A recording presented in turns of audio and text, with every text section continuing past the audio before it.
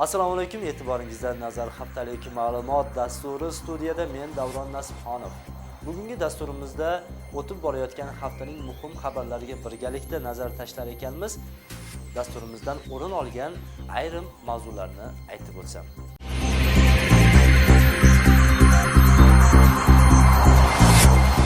Shanxay hamkorlik tashkilotiga a'zo o'lkalar orasida Buyuk Ipak yo'lini qayta tiklash zarur.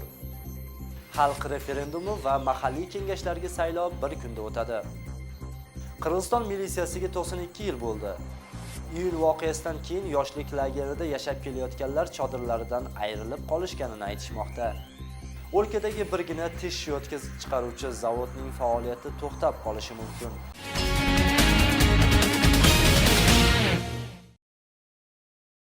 Shanxay hamkorlik tashkilotiga a'zo o'lkalar orasida Buyuk Ipak yo'lini qayta tiklash zarur. Bunday tashabbus Qirg'izistonda o'tgan Shanxay hamkorlik tashkiloti tuzilganining 15 yiliga bag'ishlangan hukumat rahbarlarining sammitida aytildi.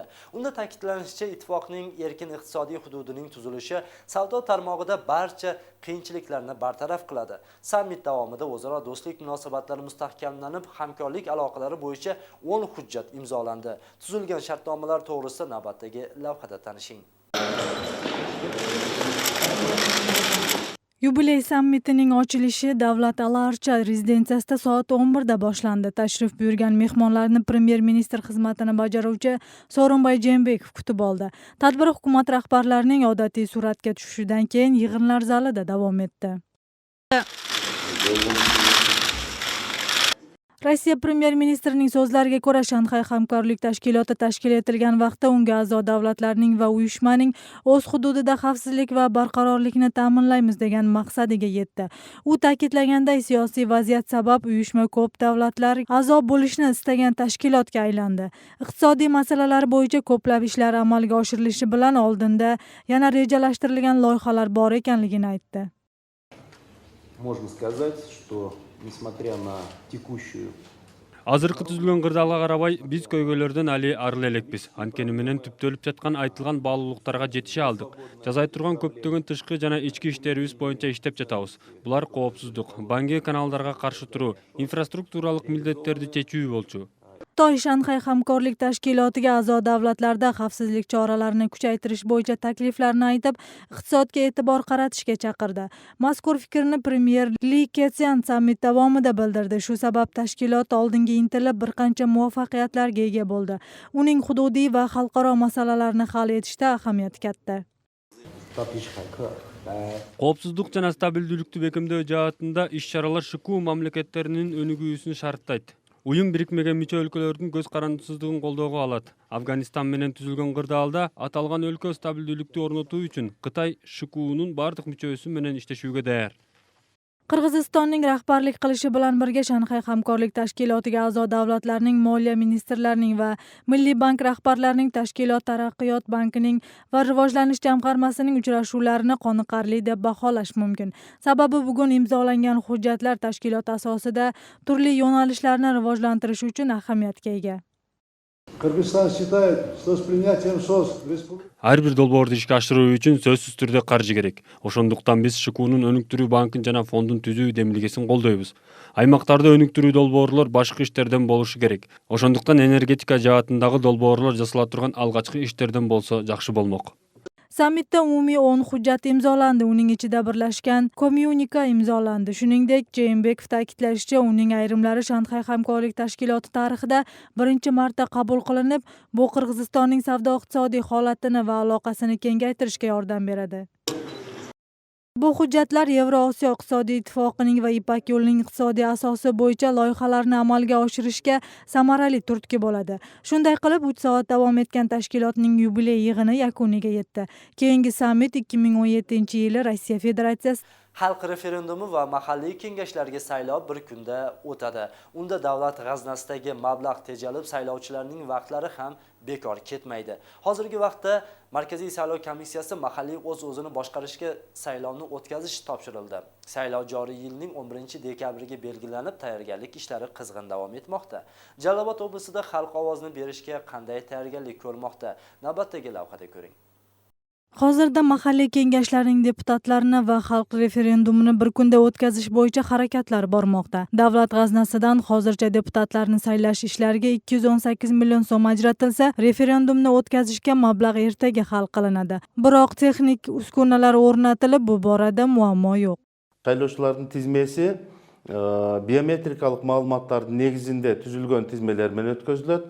Jana добуштарды кабыл алуу, добуш берүүнүн жүрүшүн жана анын жыйынтыктарын чыгаруу автоматтык эсептегич урналардын жардамы менен өткөзүлөт. 11 dekabrda umumiy bo'lib 411 mahalliy kengashda saylov bo'lib o'tadi. Uning ichida 22 ta shahar kengashi bor. Qonunga ko'ra shaharlarda siyosiy partiyalar orqali ko'rsatilgan deputatlar saylovda ishtirok etadi. Qishloq kengashlarda esa siyosiy partiyalar taklif qilgan va fuqarolar o'z-o'zini ko'rsatish yo'li bilan borgan nomzodlar kuch sinashadi. Hozirda 1902 saylov qismlarida komissiya tuzilib, ish reja bo'yicha ketmoqda.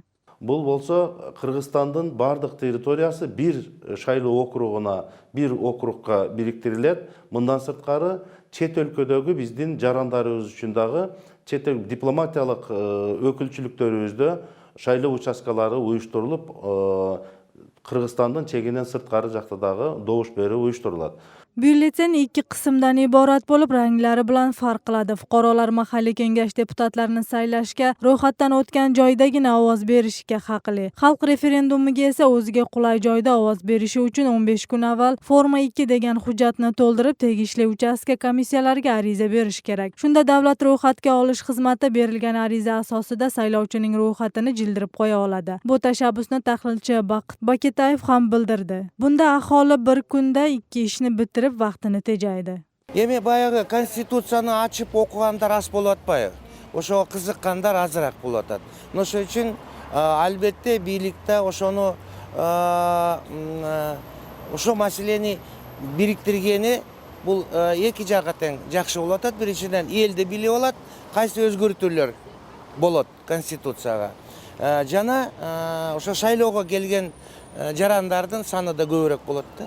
Biroq bunga siyosatchi Marat Imanqulov ma'qul emas. Bu oddiygina siyosiy o'yin ekanligini aytadi. Koalitsiyani tarqatib, xalq referendumini o'tkazish orqali har kim o'zining ertangi kunini o'ylaydi. Masalan, referendum bo'yicha aholida tushuncha yo'q. Agar davlat chindan ham fuqarolarning fikrini tinglab, saylovni ochiq va adolatli o'tkazishni tashkil qilsa, unda joylarda tushuntirish ishlarini olib borib, ma'lumot berish kerak edi. Жашап аткан конституциябыз бул идеалдуу конституция эмес, аны мен деле билем. Бирок момундай ыкма менен, момундай шашылыш түрдө өзүнө кызыкчуу болгон гана бир нелерди өзгөртүп, элге керектүү нерселерди, элдин келечегин ойлогон, кийинки муундун келечегин ойлогон чоң өзгөрүүлөргө бара алган жок да. Бул өз гана жанагындай бийлик башында турган бир топтун гана кызыкчылыгын жазап атпайбы? Эгерде элди ойлогон бийлик боло турган болсо, муну шашпай, конституциялык совещанияны жүргүзүп, биздин мамлекетте ар бир жаранга жете тургандай кылып, ар бир айылга барып, ошол жерден атайын адамдар барып, ошол жердин маңызын түшүндүрүп, эмне пайда алып келерин мамлекетке, элге кандай пайда алып келерин, ошону түшүндүрүп туруп, анан самый главный элге эме бериш керек, тандоо бериш керек болчу. Imanqulov siyosiy o'yinning oxiri ko'rinmayotganini qo'shimcha qilib, aksincha kuchayotganini ta'kidladi. Xalqni aldab, davlat g'aznasidagi mablag'ni tejash buning o'zi uyat. Mazkur saylovda nomzodlar 7365 mandat uchun bellashadi.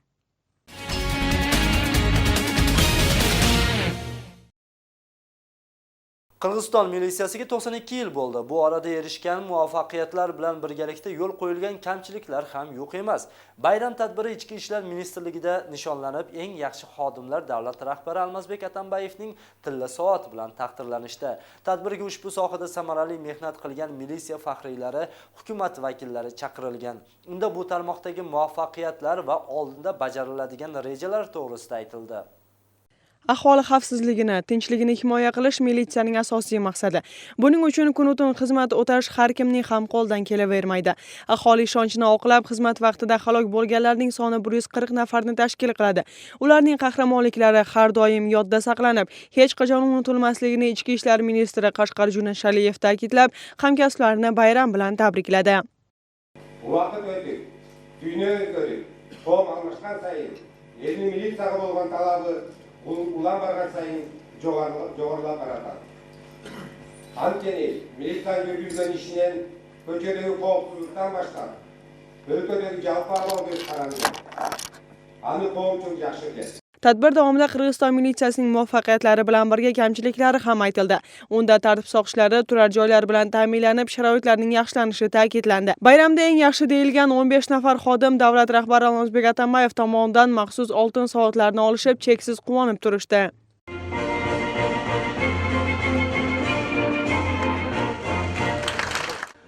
Mukofot olganlarning qatorida Talantbek Qidraliyev ham bor. U 33 yil davomida mehnat qilib keladi. Hozirda maxsus yo'nalishdagi polkning 1-batalyon komandiri xizmatidan ishlab kelayotgan inson ishi juda ham murakkab, javobgarlikni talab qilgan ish ekanligini aytadi. Быйылгы 2-дүниелик көчмөндөр оюндарында кызмат кылып келдик. Коомдук коопсуздукту сактап, ошого окшогон иш-чараларда кызмат өтөбүз.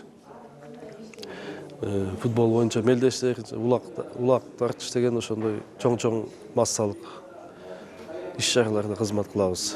Кыйынчылык деле жок, кызматка көнүп калдык. Qirg'iz militsiyasi erishgan muvaffaqiyatlarning soni ko'p. Ular uchun kerakli sharoitlar yaratilib, transportlar bilan ta'minlangan. Hozirda mazkur yo'nalishdagi poraxo'rlikni oldini olish bo'yicha davlat rahbari Almazbek Atambayevning nazoratida Ichki ishlar ministrligini reformalash ishlari olib boriladi. Социалдык батир маселесин толук кандуу чечкенге аракет кылабыз.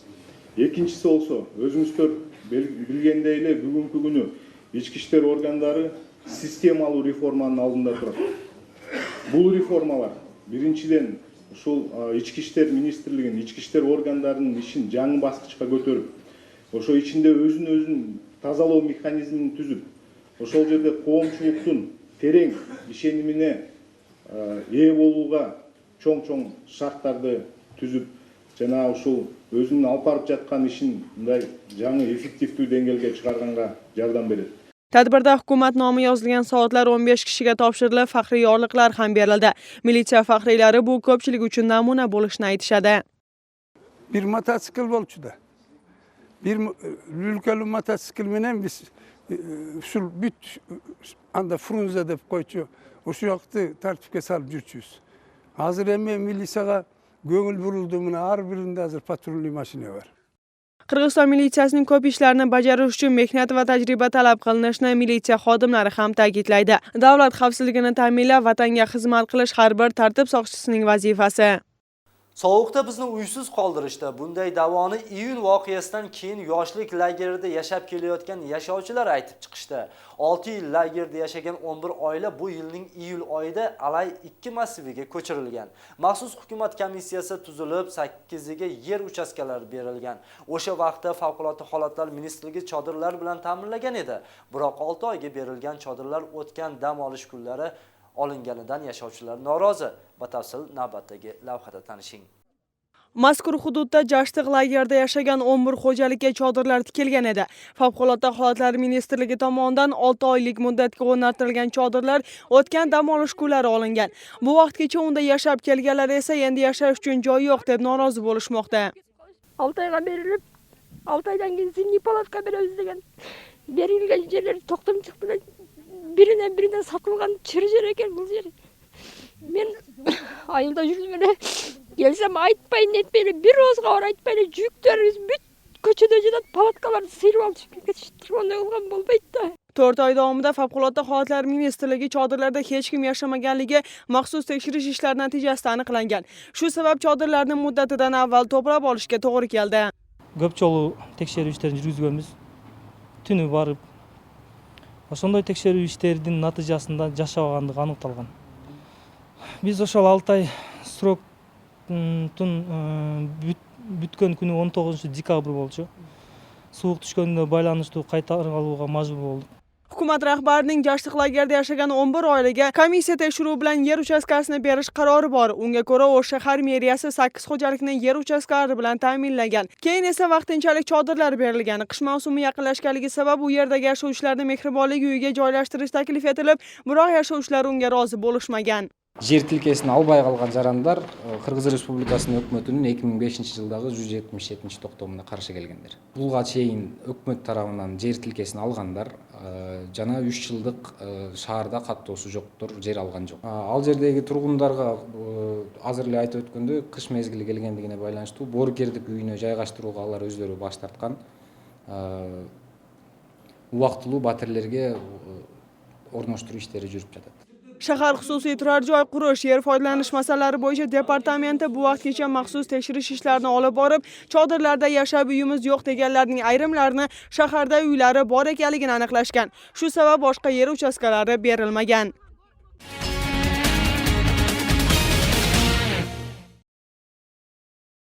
Qish kelganda yana bir oila uysiz qolishi mumkin. Qorasuv rayonining Sharq qishlog'ining yashovchisi Alixon Zakirov va kreditini to'lay olmagani uchun uyidan ayrildi. Bu bankning nasiyani undirib olishi uchun O'sh oblast sudining chiqargan qarori. Kreditning summasi 1.800.000 so'm. Biroq shuncha pulni Zakirova olmagan. Sababi uning turmush o'rtog'i tanishi kredit olayotgan vaqtda guvoh sifatida imzolagan. Hozirda bu muammo hal qilinmay, bank xodimlari Zakirovlarning uyini bo'shatish qo'yishni talab qilmoqda. O'rozboy Ashimbayeva uyda ijarachilar borligi sabab bu safar ham turar joyga kira olmadi. Uning so'zlariga ko'ra, mazkur 2 xonali uyni shahar meriyasi tomonidan 1990-yildagi O'sh voqeasidan keyin olgan. 2 yildan keyin Satqin Tariqchiyeva nomli fuqaro uyga noqonuniy kirib olib, 1995-yilda qo'shnilarning aralashuvi bilan Ashimbayevani uydan haydab chiqqan. Sot çekim çıktı. Verip konulu sottuk. Buğa çeyin de çıkın. Siz mizam çekinde özünüzün uyunuzu zakonlu. Girip yaşaş gereken. Siz patateslerge teşeğiniz çok iken. Her bir kocayım men çıkıp olgun neyse. Özünün kana büyüğünü hukuktu degen. Men oşonun negizinde mizamda olsun. Yaşayın desem şu patatesler yaşatpay. O'rozboy Ashimbayeva uydan haydalib chiqqandan buyon yaqinlari bilan birga turadi. Ular turar joyni qaytarib olishda birgalikda harakat qilishayotganligini bildirishdi. Biz qo'limizdan kelishincha yordam istep berib, uy emelerge, ancha bunday emelerge erchib yuramiz shu. Qaraldi bo'lib kishine eme deb. Turar joyni tortib oldi degan Satqin Tariqchiyeva vafot etgan. Marhumning farzandlari esa bu borada ma'lumot berishmadi. Lekin O'sh shahar munisipal xususiy mulk boshqarmasining xodimlari aytgan so'zlariga ko'ra, Tariqchiyeva bilan O'rozboy Ashimbayeva ikkisi ham turar joyning birdan xonalariga joylashtirilgan. Geçkenden kareye gideceğinde hayra bölgece sana. Чисто юридический точка зрения алганда, эженин колунда ошо төлөйкөндө үй беле, төлөйкөндө үй ушул эженин менчиги деп аныкталган соттун мыйзамдуу күчүндө турган чечими болсо, чечимди аткаруу үчүн сот аткаруучуларга кайрылса болот. Hozirda bu ishni O'sh shahar sudi ko'rib chiqmoqda. Navbatdagi sud jarayoni 4-noyabrga belgilangan. Sud tergov ishlaridan keyin 2 xonali turar joy kimga berilishi aniqlanadi. Madina Ulug'bek qizi Nurjamal Barg'bayeva, Azamat Xubatbek o'g'li, Intimaq. Isitish mavsumi boshlanishi bilan O'shda yong'in holatlari ortdi. Bir oy ichida 24 yong'in sodir bo'lgan. Mutaxassislar yong'inning ortishida isitish pechlarida sabab bo'layotganini bildirdi. Shu bilan birga yong'in sababli kuyganlarning soni ham ortmoqda. Yong'inni oldini olish va uni bartaraf qilish haqidagi navbatdagi lavhamizni tomosha qiling. Oktyabr oyida O'sh shahrida 24 yong'in ro'yxatga olingan. Bu o'tgan oylarga nisbatan 2 barobarga ko'p. Shu sabab kuyish jarohatini olganlarning ham soni ko'paygan. Aniqroq aytganda, O'shdagi kasalxonaning kuyish jarohati bo'limiga 200 ga yaqin kishi murojaat qilgan. Ular orasida tanasining 35% kuygan 7 yoshdagi Umida ham bor. Qo'llarini ochdi, qo'llari nima ochilmay qoldi. Bir narsa ushardi yumun deb bo'lib qolganda qo'llarichi. Mana hozir yaxshi qo'llari. Achinarlisi, yong'inda jarohat olganlarning tanasi to'liq tiklanmaydi. Kuygan joyda dog' qolib, bo'g'ular harakati nochorlashadi. Shu sabab shifokorlar ehtiyot bo'lishni ogohlantirishadi. Invalid bo'lib qoladi, bunday aytganda-chi. Anan beti, mo'yni kuygan bolalar ham bu ko'chada yurishni da shu o'ta o'ng'aysiz bo'lib qolishadi, ayniqsa qiz bolalar. Mutaxassislar fojialar ko'payishini qish mavsumi boshlanishi bilan izohlashadi. Sababi unda turar joylarda pechkalarni o'rnatishda xavfsizlik qoidalari saqlanmay qarovsiz qoladi. Elektr zimdaridan kelib chiqyotadi. Jana o'sha o't qo'yitish ma'mulalar bo'lib o'tadi, shulardan kelib chiqyotadi. Былтыркы жылга салыштырганда дагы o'sha turar joylarda o't qisqilik ishini 1-2 o'tga ko'p bo'ldi-da bu yilchi. Yong'inga qarshi kurash xizmat xodimlari o't chiqishini oldini olish uchun pechkalarning oldiga temir to'siqlar o'rnatilishi kerakligini aytishadi. Shu bilan birga elektr quvurlarini ham nazorat qilib turish kerak. Morun aylanasына мында темир кагылат мына. Ана мындай жыгачтардан алысыраак болуш керек. Ушулардан келип өрт чыгып атат азыркы күндө мына.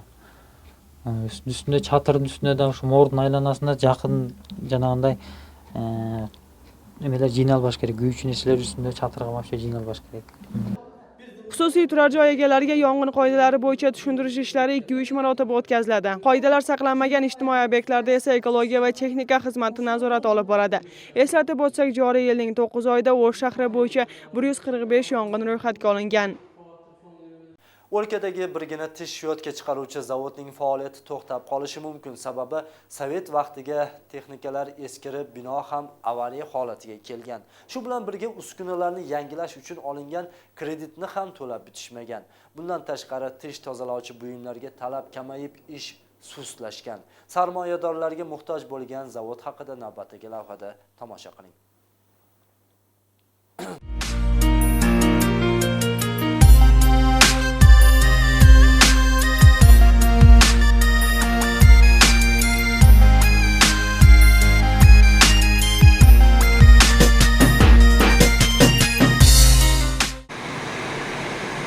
Tish yuvuvchi shotka chiqaruvchi ishxonada Sovet ittifoqidagi qo'llangan texnikalarning ko'pchiligi eskirgan. Unga qo'shimcha binoning tom qismi teshilib, yog'ingarchilik vaqtida tomchi o'tib turadi. Ta'mirlashga muhtoj bo'lsa ham ishlab chiqarish ishlari olib borilmoqda. Har bir uskunada bir kunda 2000 ga yaqin shotka tayyorlanadi. Anda Murtelmoqda isteyim. 97'den beri bu shotkada işleyim. İşlese bo'ldi, işte qulağına yaxshi bo'lsa ishlayotadi. Aylıkta sayın berib turadi, aylık bo'lsa. Vaqtida alamiz, nabivka qilamiz. Nabivka если nima bo'lib qolib turmasa, darabotka qilamiz, переборка qilamiz. Davlat Yevrosiyo iqtisodiy ittifoqiga a'zo bo'lgandan beri zavod katta umid qilib eksportdan tashqari sarmoyadorlar topilishini kutishmoqda. Bino juda katta bo'lganligi uchun oldinda oyoq kiyim chiqaruvchi fabrika tikuv sexini ochsa bo'ladi, lekin buning uchun mablag' kerak. Yani biz burada teknikalar bitti eski teknikalar. 1980 yıllar, 85 yıllar şey. Bardığın canlaş gerek. Hazır savremen emine çağırıp düşüyormuş. Sotka çağırıp için bizge ufak oluşunu maşınlar gerek. Oşların var ne septep ne algansa gidete bir 3 milyon doların tegeregende olup kalsa giyin biz gidete 20 milyon 30 milyon sotka birine çağırganga götürüp болады. Vaqtida 27 million donagacha tish shotkalarni ishlab chiqargan zavodda hozir ishlar sust. Sababi ba'zida buyurtma beruvchilarning soni ozayib, ish to'xtab qoladi. Undan tashqari qarzlarni to'lash masalasi ham bor. 20 yil avval Hindistondan $486 ming miqdorida texnik uskunlar qarzga olinib, hozirgacha to'liq to'lanmagan. Shu salamiz, tozalab shotkalarni, pakovka qilamiz, yaxshi. Yengil yumishimiz. Aylık жақшылығы азырақ алдық, 1-3 күн, 4 күндік күн алдық, құдайға шүр жақшылы. Іштеген ішімізге жарашылы болады қо. Zavodning 50% ga yaqin ishlamay qolgan uskunalari bor. Ular uchun kerak bo'lgan texnikalar ham chet eldan olib kelinish kerak. Shu sabab hozirda ishlayotgan uskunalardangina foydalanishadi. Ishxona 1996-yilda tish yuvuvchi vositani chiqarishni boshlab, Qozog'iston bilan 40 ming dona shotka chiqarishga shartnoma tuzilgan. Bu vaqtgacha esa Tojikistonga 45 ming dona tish shotkasi eksport qilingan. Sizga yetkazmoqchi bo'lgan xabarlarimiz shulardan iborat edi. Keyingi dasturlarimiz orqali ko'rishguncha xayr, omon bo'ling.